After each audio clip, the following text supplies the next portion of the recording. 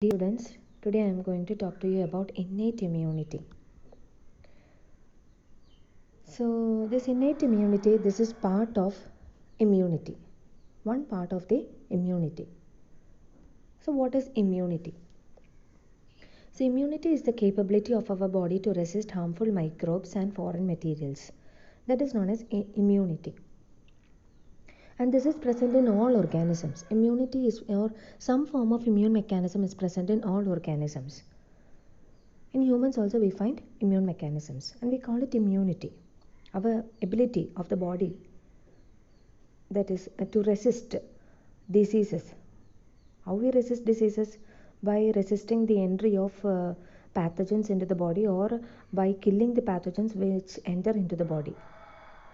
And that is known as immunity. This capacity of the body is known as immunity. Okay, in simple terms. Next, what is an immunogen? There is another term, immunogen. That is, any substance that induces immune response is known as immunogen. So, this immunogen can be a variety of things. It can be a pathogen, or it can be just a part of the pathogen, or it can be several other substances. So, any substance which can induce immune response in our body, that is, which can trigger the immune system of our body, is known as immunogen. Okay, so here in this session you will be finding so many new terms. Means this may not be familiar to you. So once we complete the class and you go through the text or go through the other reading materials, you'll become familiar with all these terms. And it is essential that you study all these terms. All these portions have put up in a simple manner for you since you are open course students. So the classification of this immunity, it is classified into two types: innate immunity and acquired immunity. Okay, in our body, the immunity, we can classify the mechanisms into two types: innate immunity and acquired immunity. Acquired immunity is also known as specific immunity or adaptive immunity. In many textbooks, you find it termed as adaptive immunity. So, in this session, we will be discussing about innate immunity only. So, this is the overall classification of immunity in our body: innate immunity and acquired immunity. So innate immunity, that is there are several mechanisms for this innate immunity, like physical barriers. Then you can see the physical barriers, the chemicals, microbial probionts, cellular responses. Okay, physical barriers include skin, mucosal lining, exfoliation of the outer layers of the cells. Then chemicals include HCl, which is secreted in the stomach, enzymes like lysozyme in the tears, then the saliva, secretions of the reproductive tract. These all comes under chemicals. Then microbial probionts. These are the flora and fauna which is present on our skin and gut. Means the microbes which are present on our skin and inside our gut. They are known as microbial probionts. Then cellular responses like phagocytosis, the action of natural killer cells, then inflammatory responses, blood clotting. These are all part of innate immunity. Okay, I will also just mention about acquired immunity. So acquired immunity, there are two types of acquired immunity: active immunity and passive immunity. Active immunity is produced by antibodies which are actively secreted inside the body of a person, and passive immunity is produced by antibodies which is injected or introduced into the body of an organism from some other organism. That is known as passive immunity. Okay, so in acquired immunity we talk about all the immune cells. Most of the immune cells like T cells, B cells, Okay, lymphocytes, these are all lymphocytes. T cells and B cells are all lymphocytes. And so mainly the T cells and B cells which are active in acquired immunity. So that we will discuss in another session about acquired immunity. Now we are just focusing on innate immunity. Okay, so what is this innate immunity? So immunity, you understood by now that it is the mechanisms of the body to resist an infection, or to resist the entry of any foreign substance into our body. Any foreign, that word is very important, foreign substance to our body. Our body will not recognize, the immune cells of our body will not recognize our own cells as foreign. So other than our own cells, any cell or any substance which try to enter into our body, they are foreign. That will be identified by our body as foreign substances, and our body will try to remove such substances from our body. So all the bacteria, the protozoa, the virus, fungal cells, these are all microbes. Okay, this all comes under microbes, that is bacteria, fungi, so many microscopic fungi are there. Then this virus, then many protozoans, these are all microbes. Many of these microbes are causing infections. So these microbes are also considered as foreign by our body, and our body will destroy these microbes. Okay, so about innate immunity, this is the first line of defense of our body. Okay, the first line of defense of our body is the innate immunity. This also includes a second line of defense. First line of defense and a second line of defense is involved in the innate immunity. Okay, and this innate immunity is genetically controlled, and it is non-specific. Means it is not focused on a particular pathogen. It is non-specific. But when we talk about the other type of immunity, that is acquired immunity, it is specific. It is focused on a particular pathogen. Means certain specific cells are produced against a particular pathogen. Means those cells which are produced against the pathogen which is causing cholera is not the same as the cells which are produced against a pathogen which is causing common cold. Understood? It will be different. Different cells will be involved. Specific cells are produced there, or specific bodies are produced against these different pathogens. Okay, so we can say it is specific. Acquired immunity is specific, but innate immunity is non-specific. It is a general effect. It is having a general effect against any foreign substance which is entering into our body. So it is not directed against a particular pathogen, and here it does not involve the production of memory.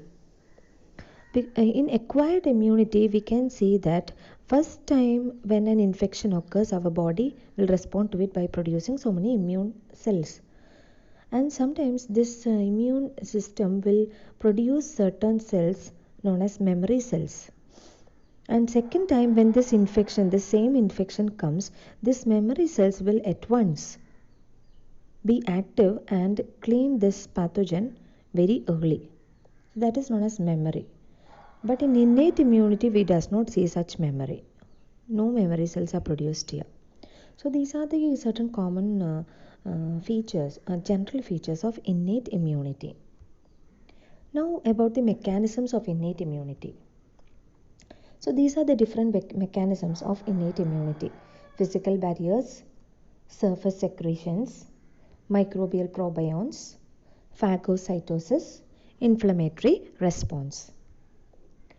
So this innate immunity, I told you there is first line of defense as well as second line of defense for innate immunity. First line of defense means it is the first barrier, or it is very not fast, it is there stopping the entry of foreign substances.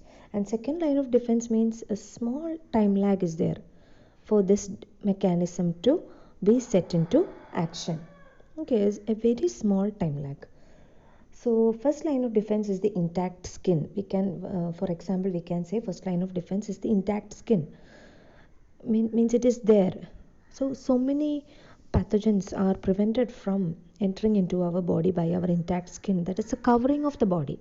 We are having this covering, the skin, covering of the skin, which is keeping us protective, which is keeping us in a protected manner from other pathogens.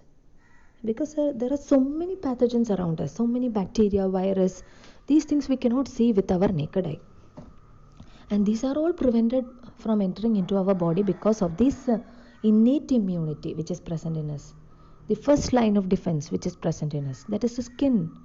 When there is a bruise on the skin, or when there is a cut on the skin, and if you are not taking care of that cut properly, what happens? There is an infection. An infection will develop in that area. Means the barrier which was present in that area, that is breached. Okay, that is, the skin is the covering is having a opening there. Now when there is a bruise or when there is an injury, and if you are not taking care of it properly, what happens? These pathogens will try entering through that opening, through that cut, and it will start infection in that area. Okay, so skin is very important.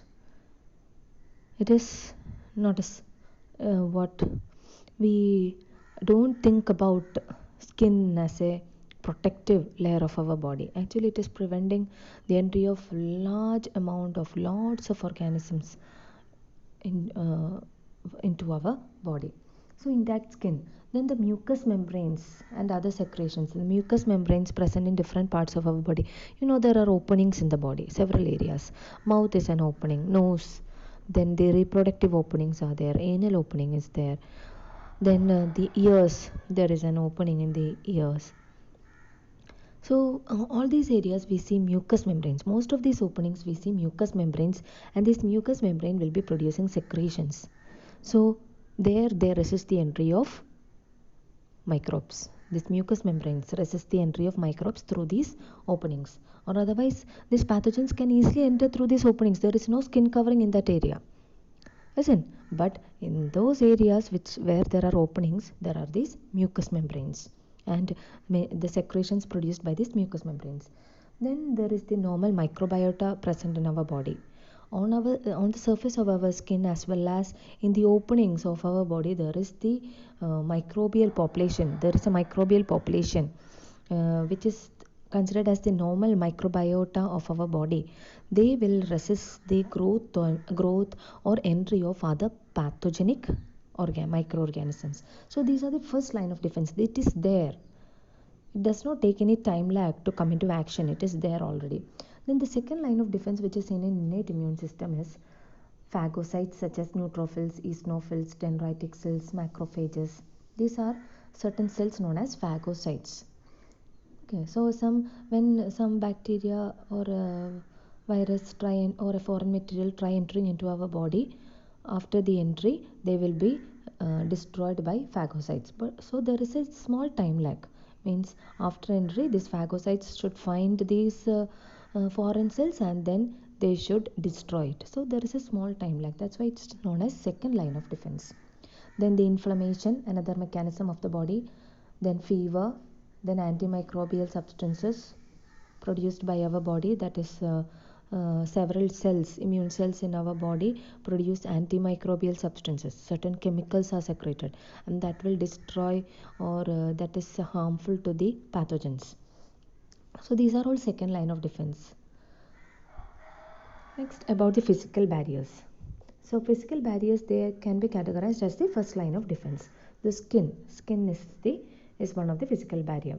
So for the skin, there is the epidermis and dermis. This is just for your information. You need not study in detail about the skin structure and all. So there is the epidermis and dermis for the skin. So it is a somewhat a thick layer, and bacteria enter through the skin only when the skin is damaged, when there is an opening in the skin. Okay, or when there is a bruise in the skin, only then the bacteria can enter through the skin. Otherwise, the bacteria cannot enter inside our body through the skin. It can enter only if there is a cut or an opening. This is the structure section through the human skin. You can see the epidermis and dermis. This much thickness it will be having. Okay, the top layer is the epidermis, and the beneath the epidermis there is the dermal layer. So the bacteria cannot enter through this layer into our body. It cannot invade our body through the skin unless there is an opening in the skin. Then there is exfoliation of the skin. Exfoliation is the falling of certain conified dead cells on our skin. Means in our skins on our skin, the topmost layer will be conified cells, made up of conified cells, and these conified cells will eventually fall off. These conified cells which is containing large amount of keratin, they will they will become inactive, and these cells fall off from our body. That is known as exfoliation. And along with this exfoliation, the foreign substances which falls on our skin is also removed. So that is one thing about we need to talk about the skin in terms of immunity, innate immunity. Then next is mucous membranes. I already mentioned about mucous membranes. So these are seen in the openings. There are several openings in our body, and there in these openings there is no skin covering. So there is chance for microbes or other foreign substances to enter through these openings. But these openings are guarded by mucous membranes. For example, the respiratory. These mucous membranes line the respiratory, gastrointestinal and urinogenital areas. So these terms may be new to you. Respiratory means the respiratory area, the nostrils, the inside the nostrils, and all over our respiratory system, that is in the lungs and all. There is this mucous membrane, because these pathogens may enter through our nose, but that does not happen because there is this mucous membranes. And also our nose, it is guarded by hairs. Hairs also will prevent the entry of so many foreign substances into our nostrils. Then gastrointestinal tract, what is meant by that? From the mouth till the anus, that pathway is known as gastrointestinal tract. Then the urinogenital tract, the openings of the urinary system, as well as the opening of the reproductive systems, that is urinogenital tract. So all these openings are lined by mucous membranes. And epithelial cells in this mucous membranes means certain specialized cells known as goblet cells in the mucous membranes. They secrete mucus. Mucus, and this mucus, it will prevent desiccation. Also this mucus will trap microorganisms. This mucus is a slimy material, listen.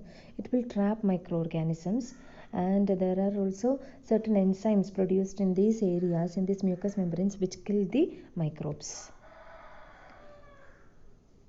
Also there is ciliary escalator. Ciliary escalator means there are ciliary cells in many of our mucous linings.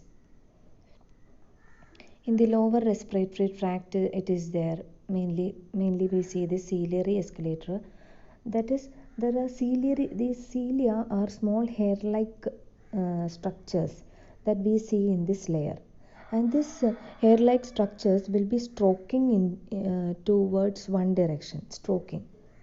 So that this stroking effect, that will move any foreign substances which enter into the body. It will stroke it outside of the body. Also there is coughing and sneezing reflex. When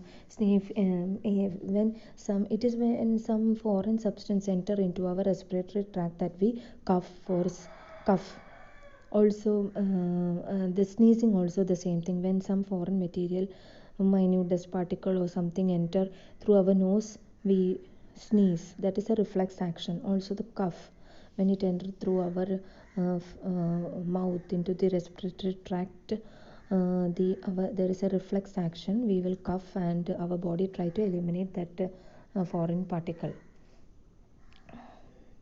Then there is epiglottis, a structure known as epiglottis present inside our mouth, that it will cover the larynx. Larynx is the entry to our lungs. Larynx. So it will cover the larynx when we eat food, so that it will prevent any food particles or microbes from getting into the lungs. So these are some of the barriers. First we talked about skin, then we were talking about the respiratory, gastrointestinal and urinogenital mucus linings. Also we talked about the hairs which is present in our nose, that will also trap many microbes. Then about the secretions, there are lots of secretions produced by the body, and these secretions, many of these secretions will help to prevent the microbe from entering into the body, or foreign particle from entering into the body. So such secretions are tears, urine, saliva. Then also another feature known as another phenomenon that we see inside our body known as peristalsis. So the about the secretions, tears are produced from our tear glands, which is present in our eyes. Not inside the eyes, it is placed.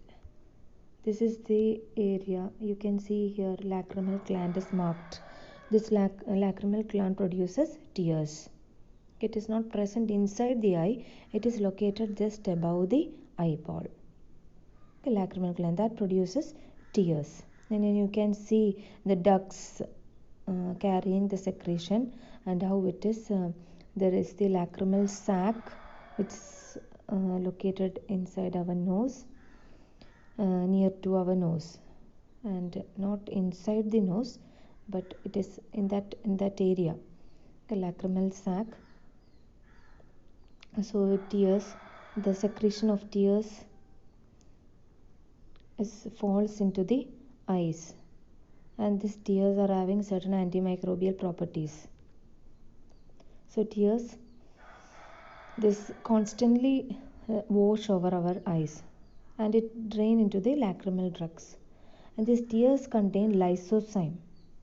This lysozyme can break this wall of bacterial cells. Okay, and that's how it kills bacteria. Then urine contains uric acid, then urea, lysozyme, that will also act against microbes. So this is a flushing mechanism, and to prevent colonization of many microbes in our urinary tract. That's why we tell to drink large amount of water, lots of water during this summer season, because during summer season, when we are sweating, there will be little urine, and when this urine is not flowing through the urinary tract, when less amount of urine is flowing through this urinary tract, there is no flushing action, and the microbes start colonizing in that area. It will start growing in that area. This urine will actually flush out. When it comes out, it takes along with it the bacteria which has started growing there.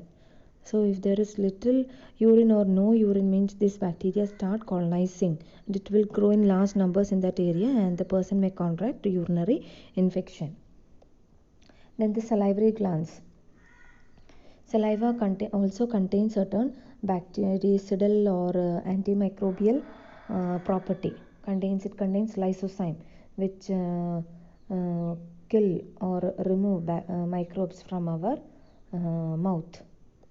Then there is peristalsis. Peristalsis is the rhythmic movement or contractions of our digestive system, and that will result in defecation. Means the undigested food matter is excreted outside, so that no bacteria will colonize in that substance, undigested food material that is excreted outside. At once it is formed. So that is with the help of peristalsis, the rhythmic contractions of the various parts of the digestive system. Then there is vomiting. That is also a vomiting action that is formed by certain movements of our digestive system, and this also happens in response to certain microbial toxins. When there is some when the body find presence of this microbial toxins inside the digestive system, it causes certain contractions, certain peculiar type of contractions, and the person may vomit. So these are the position of the salivary glands. There are three types of salivary glands: parotid gland, submandibular gland, and sublingual gland.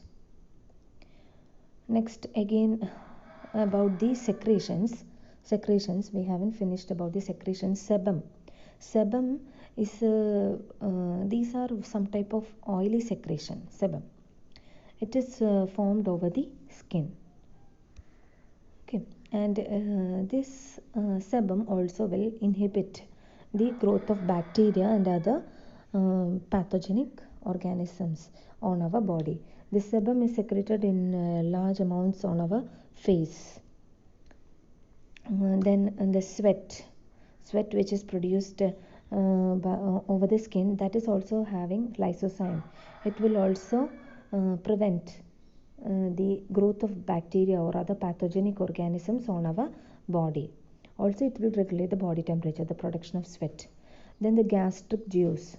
What is gastric juice? This is the juice which is produced inside our stomach. Okay, stomach. Anything related with stomach, we use the term gastric. Okay, so the gastric juice, it contains what this juice contains. It contains HCl, then lots of mucus, and so many different types of enzymes. A combination of these is known as gastric juice. And please note that there is the presence of HCl here. Our stomach is producing HCl. It is highly acidic. So this highly acidic means it is having low pH. So this an acidic environment is created in the stomach, and that will kill many of the pathogenic organisms that have entered into our stomach. Then also the vaginal secretions. In the vaginal area also there is this mucus secretions and other secretions are there, and this secretion is also having low pH, means it is acidic. That area is acidic, and that will prevent the growth of pathogenic microorganisms in the vaginal area. Then the next about microbial probionts. So there is a there is a normal flora and fauna, means microflora. We can say microflora, more microfauna. That is, it is a group of bacteria which grow in our body. Okay, there is a normal flora of bacteria which is growing on our body, that is over the skin, over the surface of the skin, inside the digestive tract. There is the presence of this bacteria. These are beneficial bacteria, and they are known as microbial probionts. Inside our mouth, inside on the openings, that is reproductive opening, then the digestive tract opening, mouth, here we find several different species of bacteria growing. They are normal inhabitants of the body, and they are helping us by preventing the entry or growth of other harmful bacteria, harmful microorganisms. So these are known as microbial probionts. So microbial probionts are those organisms which grow on our body and which is beneficial to our body. They are known as microbial probionts. And certain microbes, they produce vitamins inside our body. So several vitamins are produced by this bacteria which is present in our body, and our body will absorb these vitamins. And we should also keep in mind that along with this microbial probionts, there is another thing known as opportunistic pathogens. These opportunistic pathogens are these microbes which are growing on our body and which is not causing any disease, but during certain conditions, they grow in large numbers and cause disease. They are known as opportunistic pathogens. So some of the normal this bacteria that we see in our body can become opportunistic pathogens. They can sometimes cause disease by growing in huge numbers. Then about the second line of defense. So the rest of the mechanisms of innate immunity we are going to discuss are coming under second line of defense. So the formed elements in our blood, that is, so many cells are present in our blood which is helping in immunity, okay, in destroying the bacterial or the pathogenic cells or foreign cells from our body. So these include platelets, erythrocytes, leukocytes. Okay. Then the lymphatic system, that is also helping in removing the various pathogens from our body, because this inside the lymphatic system we find lymph cells and these lymph cells act against these microbes or foreign substances. This here, in this picture, the green colored vessels which are shown, they are the lymphatic system of our body. These are not a circulatory system or blood. These are not blood vessels. These are part of the lymphatic system of our body. So you need not go into detail about the lymphatic system and all. I just mentioned about phagocytosis. Phagocytosis is an important mechanism in innate immunity. So this phagos means eat and cyte means cell. So this phagocytosis is performed by phagocytes, and phagocytes are cells which eat foreign substances. Okay. So here in this phagocytosis we see ingestion or eating of a substance or a microbe which is foreign by a particular cell known as phagocyte. Okay, so these phagocytes perform phagocytosis, and there are so many different types of cells which fall under the category of phagocytes. So what these phagocytes do, they just when they identify a foreign cell or a foreign substance, it can be a bacteria, virus, or some other protozoan or some other cell, it can when it identifies the cell, it just eat the foreign substance and digest it inside it. Okay, that is known as phagocytosis. So here the picture shows a phagocyte, that yellow colored or the buff colored, that large structure is the phagocyte. Here the phagocyte is a macrophage. Okay, I told you there are different types of phagocytes. And here you can see this particular phagocyte is engulfing, or it is trying to take into its cell the bacteria. And so you can see the bacteria is being captured and it is trying to eat this bacteria. Okay, it is trying to engulf this bacteria, and inside this large cell this bacteria will be digested. So phagocytosis. So there are different types of phagocytes. Neutrophils, that is one type of phagocyte. Monocytes are also one type of phagocyte. This monocyte will they will enlarge into macrophages and perform phagocytosis. Then there are, so these macrophages fall into two categories, means non-motile phagocytes are there, and motile phagocytes are there. Non-motile phagocytes, they are specifically present in certain tissues and organs. Non-motile, they are non-motile. They will, what is meant by non-motile? Which are not moving. That is known as non-motile. So phagocytes, there are two types of phagocytes. Those phagocytes which are not moving, and those phagocytes which are moving. Not moving means non-motile. They will be fixed in certain tissues and organs. Okay. And motile means these phagocytes will be moving through our blood vascular system, through the lymphatic system and through the blood vascular system. They will be moving and roaming all over the body, trying to find some foreign substances. Okay, so that is the two types of phagocytes. So what is the mechanism of phagocytosis? First is chemotaxis, that is attracted to a site of infection. These phagocytes are attracted to a site of infection. When there is an infection in the body, they are attracted to that site by means of chemotaxis. That phenomenon is known as chemotaxis. Phagocytes are attracted to a site of infection.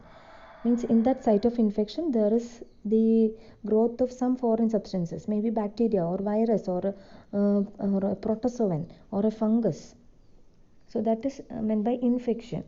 Okay, this is growing